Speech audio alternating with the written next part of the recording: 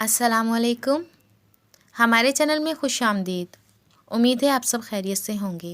Please हमारे channel को subscribe करें, लाइक करें और शेयर करें। साथ में दिए गए बेल आइकन के बटन पर क्लिक करें ताकि आने वाली हर नई वीडियोस का नोटिफिकेशन आपको मिलता रहे। बाबा जानी मुझे सेब खाने हैं। चाचा लियाकत मुझे सेब तोड़ने नहीं देता।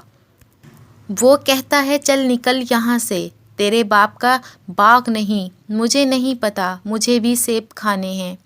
मिट्टी और बिना दरवाजे के घर में 10 साला बच्ची रोती हुई और तकरीबन भागती हुई अंदर दाखिल हुई। कांधे से लटकता कई पेमंद लगा पुराने कपड़े का थैला नुमा बस्ता कच्चे सहन में ही फेंक दिया। इकलौते कमरे में चारपाई पर बैठे उमर दिन की कमीज़ का दामन पकड़कर खींचा और ज़िद करने लगी, बस इतनी सी बात, मैं कल ही अपनी सोहनी अभिया को सेब ला दूंगा। उठो आओ मिलकर खाना खा लें, नेक बख्ते 2 रोटियां और बना दे। उमर दीन ने लुकमा रखकर ज़िद करती हुई बेटी को मनाया और वो अपनी सहेलियों को बताने बाहर भाग गई। आप परेशान ना हो, अभिया अभी ना समझ और मासूम है, आज खेल कर आएगी, मैं इसे समझा दूंगी।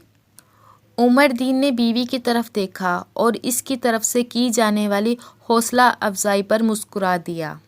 ये ज़मीन सोना उगाती है और ये सोना गोरों के मुल्क चला जाता है। इस ज़मीन के बासी तो इस सोने के अहल ही नहीं। उमर दीन ने बेबसी से कहा और बाहर निकल गया। उमर दीन एक पकोड़ा फरोश बस्ती के करीब सड़क पर नान पकोड़े का ठेला लगाता है। वो सिर्फ इतना ही कमा पाता है कि 2 वक्त की ही रोटी पूरी हो सके। अभिया इसकी इकलौती औलाद है। अपनी बेटी को वो हर सूरत पढ़ाना चाहता है और वो सरकारी स्कूल में जाती है। और रास्ते में सेबों का बाग पड़ता है। ये बाग बस्ती की पिछली तरफ है। इसमें आला मयार के सेब मौजूद हैं। ताहम मौसम की पैदावार में इन सेबों की खुशबू पूरी बस्ती को अपने हसार में रखती है। इस कशिश को बड़े तो बर्दाश्त कर लेते हैं, मगर बच्चों को रोकना बेहद मुश्किल हो जाता है। बच्चे कभी सेब चुरा लेते हैं तो कभी माली इन्हें भगा देता है। ये माली चूँकि बूढ़ा और रहमदिल आदमी है और तरस खाकर सेब उतार देता है, तो इसे फारिग करके नया नौजवान और संगदिल माली रख दिया गया। साथ में चौकीदार भी हिफाजत के लिए मुतय्यन किए। इन इक़दामात के बाइस चोरी कम तो हो गई मगर ख़त्म ना हो सकी। उस रोज़ जब उमर दीन की बेटी ने सेब की ज़िद की तो मजबूरन वो माली के आगे हाथ फैलाने पर मजबूर हो गया। भाई एक सेब तो उतार दें, आप मुझे 100 रुपये दे दें, मैं आपको तोड़कर ला देता हूँ। माली मूँछों को ताव देता हुआ बोला, भाई इतना बड़ा बाग है, अगर एक सेब किसी गरीब को दे दोगे तो कुछ फ़र्क नहीं पड़ेगा, खुदा तुम्हारा भला करेगा। ओ गरीबों, मालिकों ने ये सेब उतारने और तोड़ने से मना किया है। ये आला किस्म के सेब हैं, तुम जैसे गरीबों के लिए नहीं, बल्कि अमीर मुल्कों के अमीर लोगों के लिए उगाए जाते हैं। अब जाओ यहाँ से और अपने बच्चों को रोक लो, क्योंकि हाजी साहब ने इस बाग के लिए 2 खूनखार कुत्ते मंगवाए हैं। परसों के बाद किसी भी वक्त पहुँच जाएंगे। उमर दीन खाली हाथ लौट आया। अगले दिन स्कूल से वापसी पर वालिदैन के मना करने के बावजूद अभिया बाग की तरफ निकल गई और उसे झाड़ियों के पास बड़ा सेब मिल गया। वो ज़मीन से उठाकर अपने बस्ते में डालने लगी कि माली ने देख लिया। वो ना सिर्फ सेब छीनता है बल्कि अभिया को मारता पीटता रहा। तो अभिया ने घर आकर उमर दीन को सारी बात बताई। उमर दीन गुस्से से शेर की तरह उठकर माली से 2-2 हाथ करके आता है। वो गरीब ज़रूर था मगर कमज़ोर नहीं था।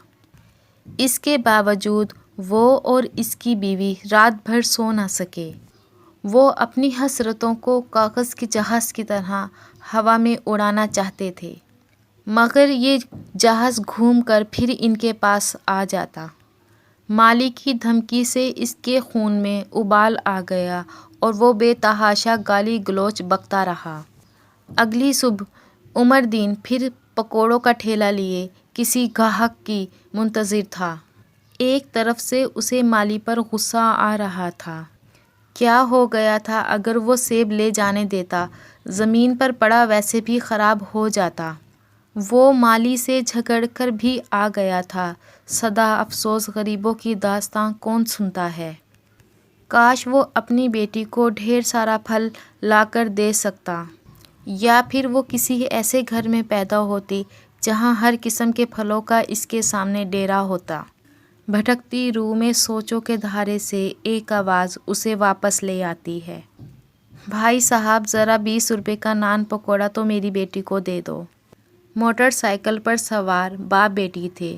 اس کی بیٹی بھی ابھیا کی طرح لگی۔ اس کے ہاتھ میں سیبوں کا شاپر تھا۔ عمر دین نے جلدی سے سر جھٹک کر 20 روپے کا نان پکوڑے کاغذ کے لفافے میں ڈال دیے، جسے وہ مزے لے لے کر کھانے لگی۔ موٹر سائیکل سوار نے عمر دین کو 20 روپے تھما دیے۔ موٹر سائیکل والا یہ جا اور وہ جا۔ اگلے ہی لمحے وہ موٹر سائیکل ٹرک سے ٹکرا گئی۔ موٹر سائیکل دور جا گری اور باپ کئی میٹر دور جا گرا، اور بچی موٹر سائیکل کے قریب سر کے بل گر گئی۔ عمر دین اس کے باپ کی طرف دوڑا، وہ تو پہلے ہی مر چکا تھا۔ پھر بیٹی کے پاس آیا اور دوسری نگاہ بکھرے ہوئے سیبوں پر پڑی۔ حادثے کی وجہ سے سیب بھی بکھر گئے تھے۔ بابا جانی، اگر آج آپ میرے لیے سیب نہ لائے تو میں کھانا نہیں کھاؤں گی اور بھوکی مر جاؤں گی۔ اور فیصلہ ہو گیا کہ وہ جلدی سے سیب لفافے میں ڈالنے لگا۔ اگر بعد میں لوگ اکٹھے ہو جائیں گے تو اس کے ہاتھ کچھ نہ آئے گا۔ جیسے ہی عمر دین سیب لے کر مڑا تو بے ہوش لڑکی نے بند آنکھوں کے پردے کو ہلکے سے کھول دی اور پائچہ پکڑ لیا ہلکی سی گرفت کے ساتھ۔ وہ ہلکا سا بڑبڑائی، بابا جانی، بابا جانی۔ آنکھوں میں امید، زندگی لیے اکھڑتی سانس، شاید مدد مانگ رہا تھا۔ میں ابھی آیا بیٹی۔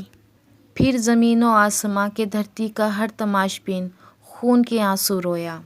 سیبوں کا وزن انسانیت کے وزن پر حاوی ہوا۔ عمر دین تقریباً بھاگتے ہوئے گھر چلا آیا۔ ابھیا، ابھیا کہتے ہوئے وہ مٹی کے گھروندے میں داخل ہوا۔ یہ دیکھ، میں تیرے لیے ایک نہیں پورے 4 سیب لایا ہوں۔ اور شاپر چرپائی پر لیٹی ابھیا کے سرہانے رکھ دیا۔ تبھی اسے احساس ہوا کہ ابھیا تو بری طرح زخمی ہے۔ سر پر بندھی پٹی دیکھ کر وہ پریشان ہو گیا۔ پینو، اسے کیا ہوا؟ دل بے قرار سے پوچھا۔ آج پھر یہ باغ میں سیب چرانے گئی تھی۔ مالی نے کتا چھوڑا اور پھر مارا، کتے نے ٹانگ پر کاٹ لیا اور سر پھٹ گیا۔ میں 2 پٹیاں بدل چکی ہوں مگر خون نہیں رک رہا۔ تو اسے ہسپتال لے جا، پینو آنسو صاف کرتے ہوئے بولی۔ تبھی کسی نے عمر دین کے دل کو پکڑا اور زور سے دبایا۔ ایک موقع پر وہ بالکل بند ہو گیا، پھر چھوڑا تو مردہ دل پھر سے دھڑکنا شروع ہو گیا۔ بابا جانی، بابا، بابا، مالی کتا کاٹ۔ اور وہ بے ہوش ہو گئی۔ وہی خون، لڑکھڑاتی زبان، اکھڑتی سانسیں، یہ منظر دہرا گیا۔